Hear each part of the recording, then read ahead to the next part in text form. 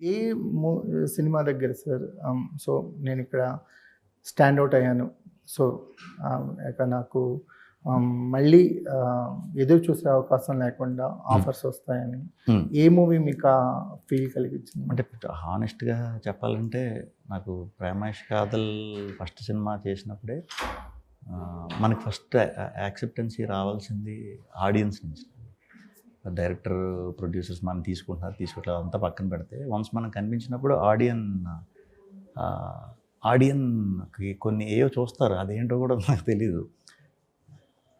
వాళ్ళు యాక్సెప్ట్ అందరినీ చేస్తారా అంటే చేయరు, అలానే ఎవరిని చేయని చేస్తారు. ఎందుకు చేస్తారో మరి అది తెలియదు. ఆ కనెక్షన్ ఒకటి కనెక్షన్.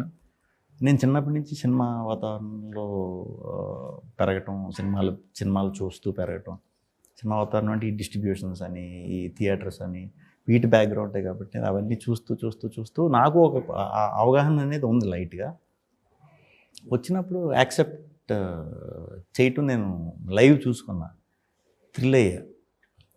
నన్ను అప్పుడు చాలా లైట్ తీసుకున్నాను నేను కూడా. అంటే డైరెక్షన్ చేద్దాం ఈ దీంట్లో ఉండేవాడిని కదా, అందరూ ఫ్రెండ్స్ అందరూ నీకు వచ్చినప్పుడు ఛాన్స్ తెలియదు కదా, చేయొచ్చు కదా సినిమాలు, యాక్టింగ్ చేయొచ్చు కదా అని అంటంతో సరే చూద్దాం అని దిగింది. అక్కడ నాకు ఒక ఫీలింగ్ వచ్చింది, అరే ఇంతమంది ఇదవుతున్నారంటే మనం దీన్ని గ్రాంటెడ్ రియాక్ట్ అవుతున్నారు, చాలా సరైనదే తీసి వాళ్ళని మనం సాటిస్ఫై చేయాలని అప్పుడు వచ్చింది ఆ సీడ్. అప్పుడు వెరైటీ సినిమా చేద్దాం అని ఫిక్స్ అయ్యా. మళ్ళీ అప్పటి నుంచి వాంటెడ్లీ నేను కామెడీ అవాయిడ్ చేశాను. ఎందుకంటే కామెడీ వరుసగా ఒక 4 చేసినా మళ్ళీ బోర్ కొడతాం.